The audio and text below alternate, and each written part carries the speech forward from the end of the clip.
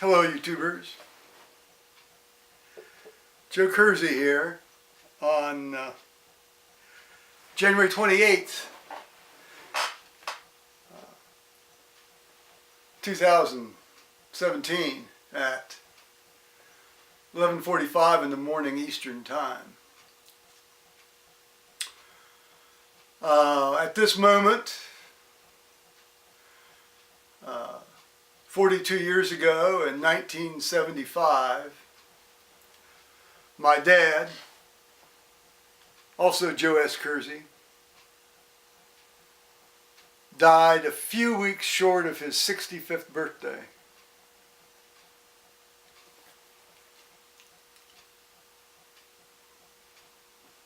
This day has always been a bit of a somber one for me, as well as January 14th, 2 weeks previous to this day when he had his major stroke.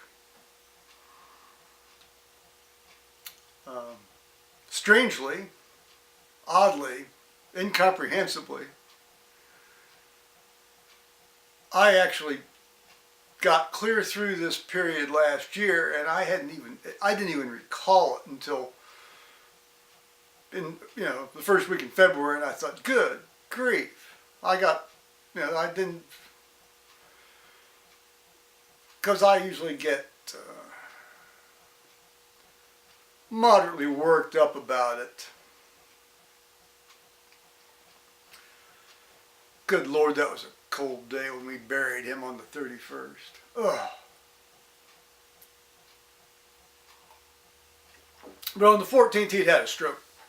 Actually, he had a stroke driving the Packard, the 1950 Packard, back from Lebanon. And he was about 1.5 miles from home.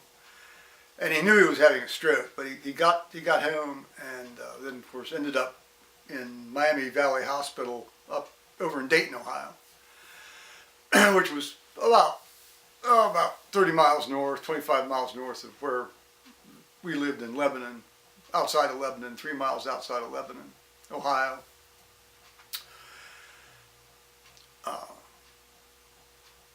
I, of course, remember the time I got the call.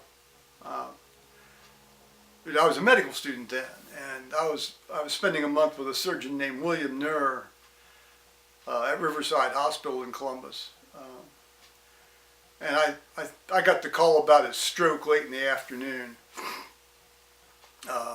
at the hospital, and I drove over, and I got the call about his death also while I was in the operating room. Actually, I was in the operating room this time. I was on rounds with Dr. Nuhr when he had the stroke. But I was in the operating room holding a retractor on a hemorrhoidectomy. And it was my Aunt Madeline, who's my mother's sister, She kept saying, "He's gone, he's gone, he's gone." And it didn't dawn on me what, without any. Well, so then after the case, then Dr. Nuhr said, go on over, he says, if you have to, just take the rest of the month off, which I ended up doing. We only had 3 more days left anyway.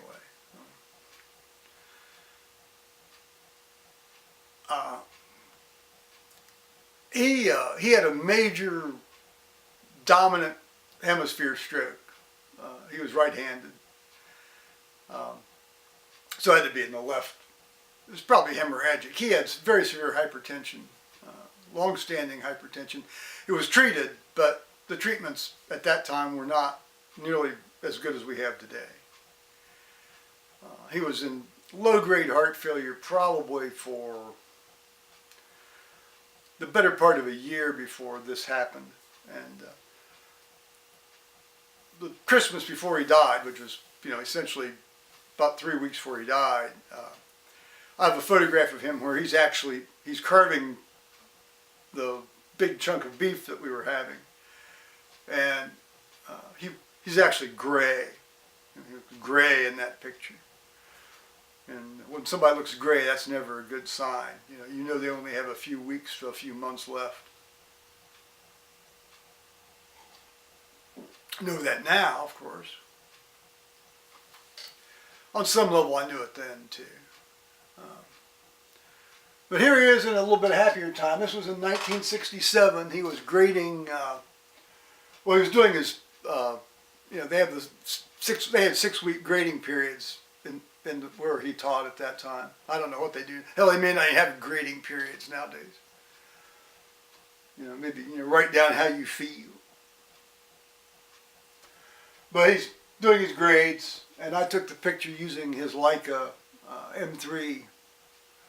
And that's a print made from Kodachrome, which I then did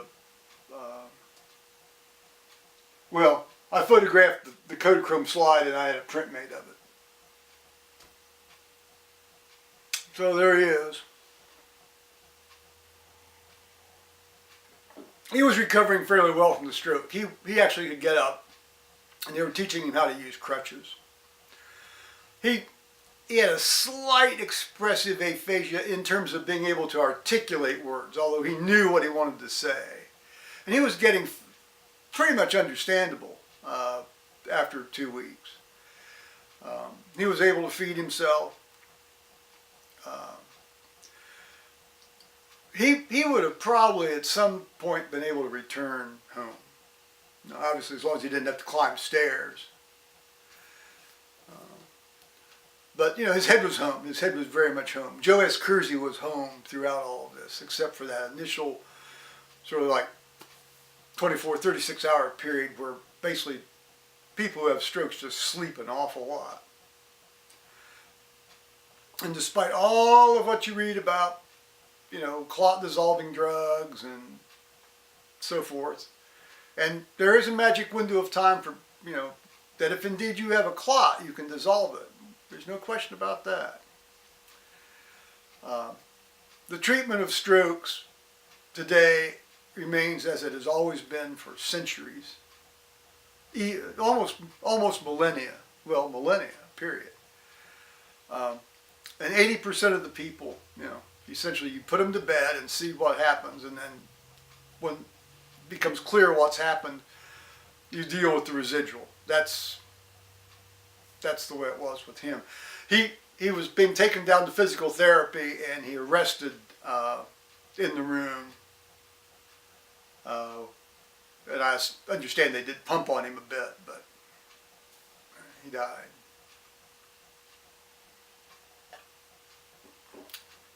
My mother got to arrive. She was en route to the hospital when this happened. And of course, this no cell phones, no messages, no this or that. You wouldn't send a text message to some guy's wife anyway about that. And she walked into the room, and the room had been cleaned up. The bed was made, the bed was empty. His name cards were gone from over the top of the bed. It was like, she didn't take it very well.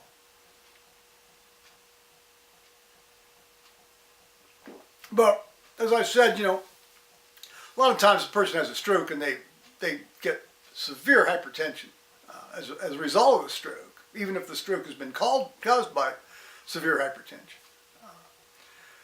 And while you don't want to drop somebody's blood pressure in those circumstances, very, very low, but you don't want to let it run at 170, 180, 190, 200 either.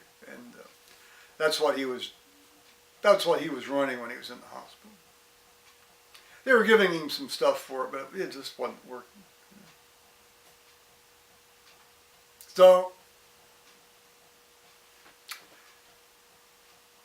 I miss him. Bye-bye, YouTubers.